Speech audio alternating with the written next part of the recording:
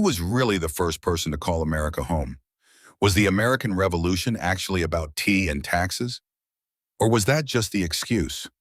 Could the Civil or the bloodiest war in American history have been avoided entirely? And here's the one that matters most. What was the single decision that turned a young, divided country into the most powerful nation on earth?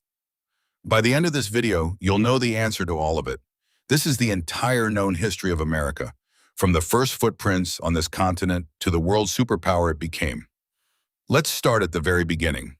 Before Columbus, America's first 15,000 year. Here's the truth most people never learn in school.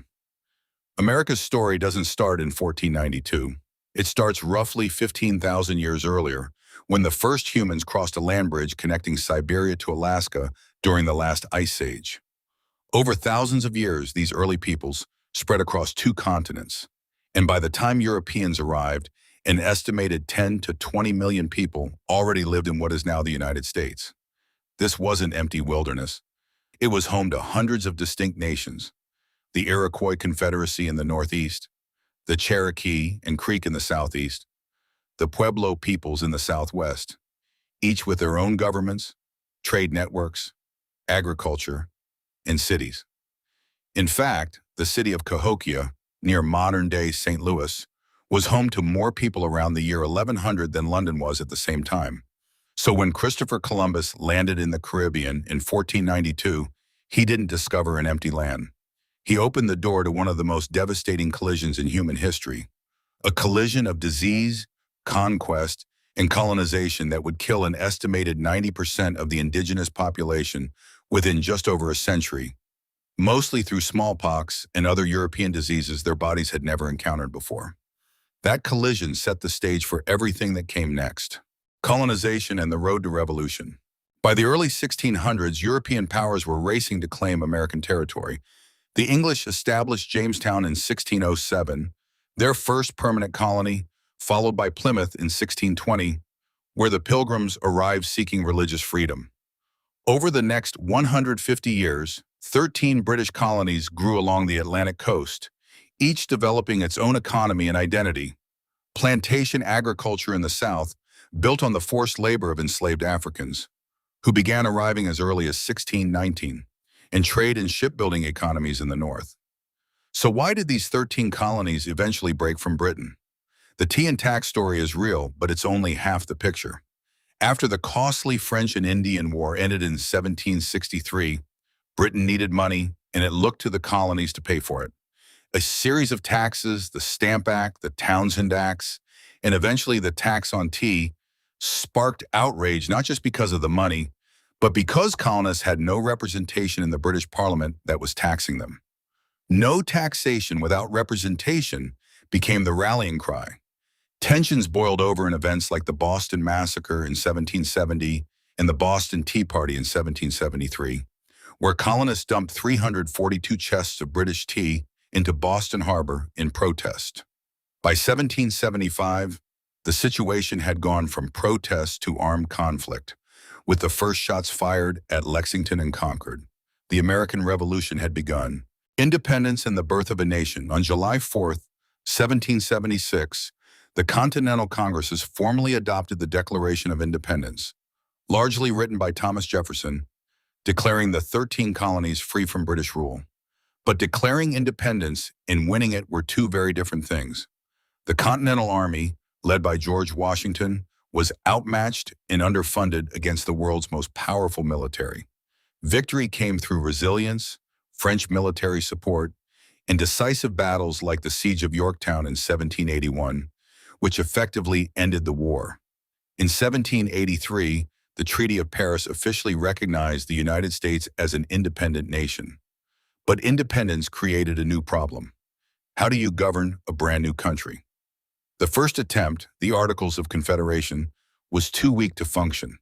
So in 1787, delegates met in Philadelphia and drafted the United States Constitution, creating the government structure, a president, Congress, and courts that still exist today. George Washington became the first president in 1789. The experiment of American democracy had officially begun. Expansion, slavery, In the road to civil war, over the next 70 years, America grew at an astonishing pace. The Louisiana Purchase in 1803 doubled the country's size overnight. Settlers pushed westward under the belief in manifest destiny, the idea that America was destined to stretch from the Atlantic to the Pacific. But this expansion came at enormous human cost. Indigenous nations were forcibly removed from their lands, most infamously during the Trail of Tears in the 1830s, when thousands of Cherokee people died during the forced relocation. And as the country expanded, one issue grew more explosive than any other: slavery. By the mid-1800s, nearly 4 million enslaved people lived in the American South, and the question of whether new territories would allow slavery pushed the North and South further apart.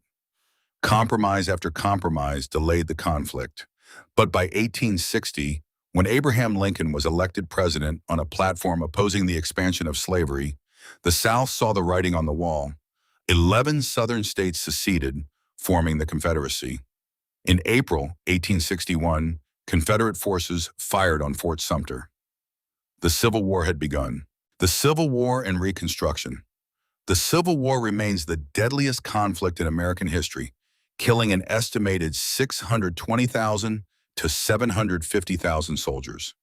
It was a war fought over slavery, states' rights, and the very survival of the Union. The turning point came in 1863, both militarily and morally. The Union victory at Gettysburg halted Confederate momentum, while the Emancipation Proclamation redefined the war as a fight to end slavery itself. In April 1865, Confederate General Robert E. Lee surrendered at Appomattox Courthouse. Just days later, President Lincoln was assassinated by John Wilkes Booth, dying before he could see his vision for reunifying the country carried out. The Reconstruction era that followed attempted to rebuild the South and integrate nearly 4 million newly freed people into American society. Constitutional amendments abolished slavery, granted citizenship, and gave black men the right to vote. But Reconstruction ultimately collapsed under violent resistance, and it was followed by nearly a century of segregation under Jim Crow laws, a wound that would shape American history for generations. Industrial power and 2 world wars. The late 1800s transformed America into an industrial giant. Railroads connected the country coast to coast. Factories multiplied and cities exploded in population, fueled by waves of immigration from Europe and beyond. Innovators like Thomas Edison and Henry Ford reshaped daily life with electricity and the automobile. In 1917, America entered World War I, helping tip the balance in favor of the Allied powers. But the aftermath brought the Roaring '20s, followed by the catastrophic Great Depression in 1929, when the stock market crash left a quarter of Americans unemployed. Then came the defining moment of the 20th century. On December 7, 1941, Japan attacked Pearl Harbor, and the United States entered World War II. Over the next 4 years, America mobilized its entire economy and population for war, ultimately helping defeat Nazi Germany and Imperial Japan.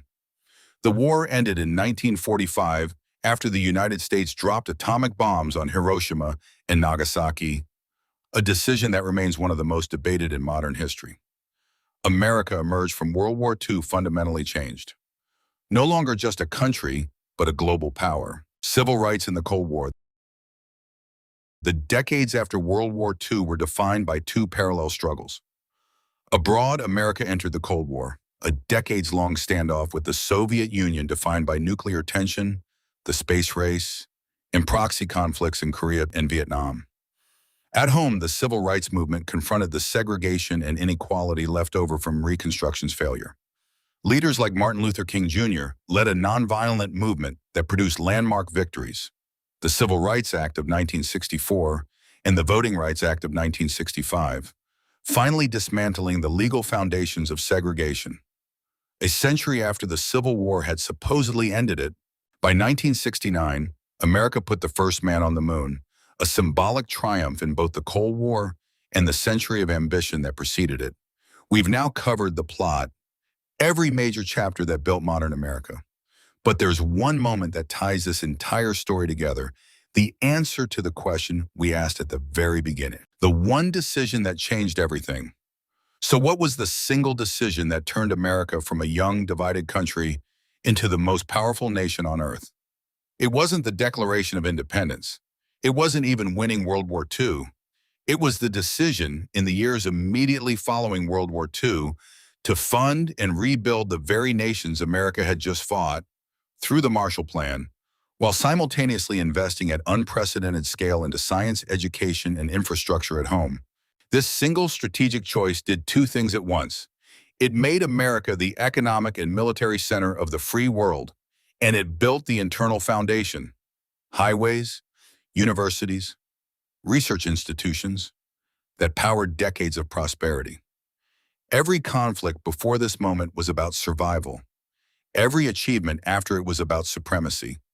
That's the thread connecting a land bridge 15,000 years ago to a nation now leading the modern world. From the first footsteps across an ancient land bridge to revolution, to civil war, to global superpower, that's the entire known history of America. If this deep dive helped connect the dots for you, hit subscribe, because next we're going even further back into the civilization's history class skipped entirely.